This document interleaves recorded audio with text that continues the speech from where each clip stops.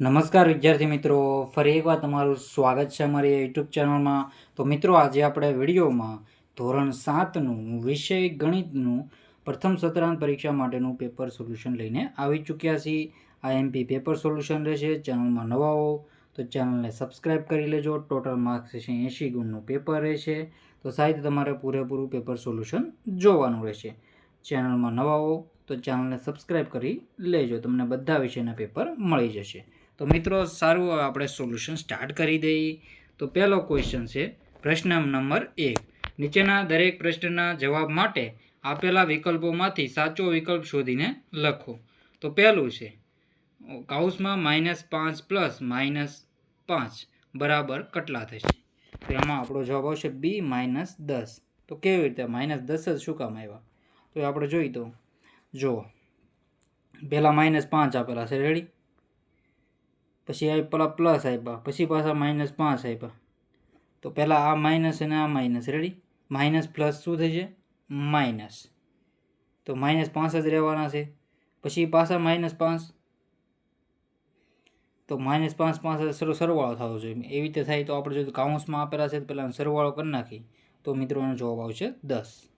આવી રીતે તમારે જવાબ દેવાનો રહેશે. પછી છે બીજા નંબરનું 3/2/5 નો વ્યસ્ત છે. તો 3/2/5 એનો વ્યસ્ત જો આવી રીતે 3/2/5, તો 5 તેરી 15, 15 ને 17/5 આપણો જવાબ રહેશે. તો 17/5 કયું છે? જો આ 17/5. તો અહીંયા જો આ મિત્રો 17/5, જો પહેલાં જો રેડી છે, 17/5 આવી ગયું. પાછું એનું વ્યસ્ત કીધેલું છે, વ્યસ્ત. તો આવું વ્યસ્ત, આનું વ્યસ્ત એટલે 5/17. તો જવાબ આવશે ડી. આવી રીતે તમારો જવાબ રહેશે. જો પહેલેથી જવાબ આપણે જોઈ તો 2, 4 અને 5 આમ છે, રેડી. તો 5, 4 20 ને +22, 22 ના 5. આનો વ્યસ્ત કીધો હોય તો આનો પાછો વ્યસ્ત 5/22 થઈ જાય, એટલે કે ઉલટાવી નાખવાનું. તો વ્યસ્તમાં આવી રીતે થશે. પછી છે ત્રીજા નંબરનું માહિતીમાં સૌથી વધુ પુનરાવર્તન પામતા પ્રાપ્તાંકને કહે છે. તો એને આપણે કહેવાય છે બહુલક. એને શું કહેવાય છે? એને બહુલક કહેવામાં આવે છે. યાદ રાખજો. કેમ કે 2, 2, 3, 5, 2, 7, તો આમાં સૌથી વધારે 2 આવે તો 2 બહુલક થશે. તો આપણો આમાં જવાબ રહેશે બહુલક. પછી છે ચોથા નંબરનું પ્રથમ 5 એકી પ્રાકૃતિક સંખ્યાઓની સરાસરી મધ્ય ખાલી જગ્યા છે. તેમાં આપણો જવાબ શું રહેશે? પ્રથમ 5 એકી પ્રાકૃતિક સંખ્યાની સરાસરી મધ્ય તો 5 રહેશે. તો પ્રથમ 5 એકી કઈ કઈ થશે? પહેલાં 3, પછી 5, પછી 7, પછી થશે 9. તો 2 ક્યાંમાં આવી જશે મિત્રો? પછી આપણે જોઈએ તો 9 આપણે બેકીમાં લઈ શકીએ, એકીમાં લઈ શકીએ મિત્રો. એને 9 છે. પછી છે 11. તો કેટલા થશે મિત્રો? જુઓ કેટલી સંખ્યા છે? 3 ને 8, 8 ને આપણે જોઈએ તો 5 ને 17, 16. જો અહીંથી આ 20 અને 10, 30 ને 35. તો 7 જવાબ આપણે આવવા જોઈએ. તો આપણે 11 ને 13 લઈ લઈએ મિત્રો. જો 11 ને 13 અહીંયા તો કેટલા થશે? 9 આપણે બેકીમાં આપણે ગણી લઈએ તો 3 ને 5 8, 8 ને 8 ને 7 આપણે જોઈએ તો કેટલા થશે? 15, 15 ને બીજા 28, તો 43. એવી રીતે નહીં થાય. તો પ્રથમ 5 એકેય પ્રાકૃતિક સંખ્યાની સરાસરીનો મધ્યક, એટલે જવાબ આવશે 5. તો આમાં તમારે ગણતરી કરીને તમારી જાતે મિત્રો કરવાનું રહેશે. પછી છે આપેલી માહિતીનો એકથી વધુ વખત શું છે મિત્રો? આપેલી માહિતીનો એકથી વધુ વખત આવે તેને શું કહેવાય? એને બહુલક. આપણે આપણું અહીં ઉપર આવી ગયો છે જો બહુલકમાં.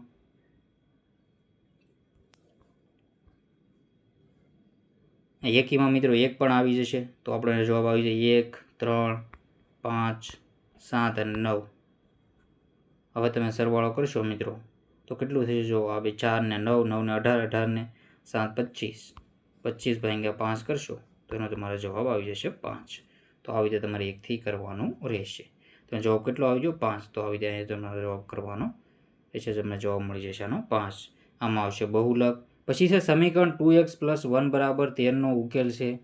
તો એમાં આપણે જોઈએ તો એમાં જવાબ શું આવશે? ડી જવાબ આવશે. 6 જવાબ રહેશે. પછી 7મા નંબરનું છે પૂરક કોણોનો માપનો સરવાળો ખાલી જગ્યા હોય છે. તેમાં આપણો જવાબ આવશે 180 હોય છે. કેવો? 180 આવી રીતે પૂરક કોણોના માપનો સરવાળો હોતો હોય છે. કોટિકોણના માપનો સરવાળો કેટલો થાય? તો એ 90 રહેશે મિત્રો. આવી રીતે કોટિકોણના માપનો સરવાળો છે મિત્રો કેટલો થશે? 90. એક ત્રિકોણના બે ખૂણાના માપ 40 અને 50 છે તો આ ત્રિકોણ થશે. તો એક કાટકોણ ત્રિકોણ થાય. કાટકોણ ત્રિકોણ હોય એનો બંનેનો ખૂણાનો સરવાળો કેટલો? 90 થતો હોય છે. પૂરક કોણનો 180. પછી 10મા નંબરનો ક્વેશ્ચન છે કાટકોણ ત્રિકોણનો કુલ ખાલી જગ્યા બહિષ્કોણો ગુરુકોણ હોય છે. તેમાં આપણો જવાબ આવશે ડી 4. કેટલો જવાબ આવશે? ડી 4. પછી પ્રત્યેક વિધાન સાચું બને એ રીતે ખાલી જગ્યાઓ પૂરો. તો પહેલું છે પૂર્ણાંક સંખ્યાઓમાં ખાલી જગ્યા વિશેનો ક્રમનો નિયમ જળવાતો નથી. તો એમાં તમારે જવાબ દેવાનો છે મિત્રો જાતે. પછી છે ખાલી જગ્યા એ ગુણાકારની તટસ્થ સંખ્યા છે. તો ગુણાકાર માટે તટસ્થ સંખ્યા છે 1 રહેશે. કેટલું છે? 1. તો 1 × 5 કરશો તો જવાબ 5. 1 × 4 કરો તો જવાબ 4. એવી રીતે તટસ્થ રહે છે. પછી છે ત્રીજા નંબરનું. તો જો 1 × 1/2 1/7 બરાબર 1/1 × 1/2/7. તો 1/6 આવી રીતે 1/2 × 1/14 એનો જવાબ રહેશે. આસાની રીતે તમારે ગુણાકાર કરી શકો. પછી છે મેળવેલા અવલોકનના સમૂહને ખાલી જગ્યા કહે છે. તો એને માહિતી કહેવાય છે. શું કહેવાય છે ને? માહિતી. પછી એક જ ઉદ્ભવ બિંદુ ધરાવતા બે ભિન્ન કિરણો ખાલી જગ્યા બનાવે તો એ ખૂણો બનાવે છે. પછી છે 90થી નાના માપના ખૂણાને કહેવાય તેને લઘુકોણ કહેવાય છે. તો આવી રીતે તમારે જવાબ દેવાના રહેશે. આગળના ક્વેશ્ચનના આન્સર જોઈ લઈએ આપણે. નીચેના વિધાનો ખરા છે ખોટા તે જણાવો. તો આપણે જોઈએ તો એમાં ખરા ખોટા તમારે જણાવવાનું રહેશે. તો 8ને -4 વડે ગુણતા જવાબ કેટલો મળે? 32. તો ખોટું છે. -32 મળે. 1નો વ્યસ્ત નથી તો આ પણ ખોટું છે. પહેલી 7 પ્રાકૃતિક સંખ્યાઓનો મધ્યક છે મિત્રો 4 થાય છે. તો બિલકુલ સાચું છે. 1 2 3 4 5 6 ને 7. તો આ 6 ને 5 10 15 21 21 7 28 ભાગ્યા 7 કરશો જવાબ આવશે 4. તો આવી ગયો જવાબ. પછી આગળનો ક્વેશ્ચન છે 100ના માપના ખૂણાનો કોટિકોણનું માપ 80 થાય. તો અહીં આપણે જોઈએ તો 10 છે. તમે સમજતા નહીં. 10 અંશનું. તો જવાબ આવશે 80. રાઈટ. 10 ને +80. ત્રિકોણના મધ્યગા ત્રિકોણના અંદરના ભાગમાં જ હોય છે તો આ પણ સાચું છે. પછી છે નીચેના ક્વેશ્ચનના તમારે જવાબ આપવાના રહેશે. બાકીના સાહિત્ય કરાવીશું. બાકીના ક્વેશ્ચનના આન્સર છે આપણે પાર્ટ 2માં મિત્રો જોઈશું. કેમાં જોઈશું? પાર્ટ 2માં જોઈશું.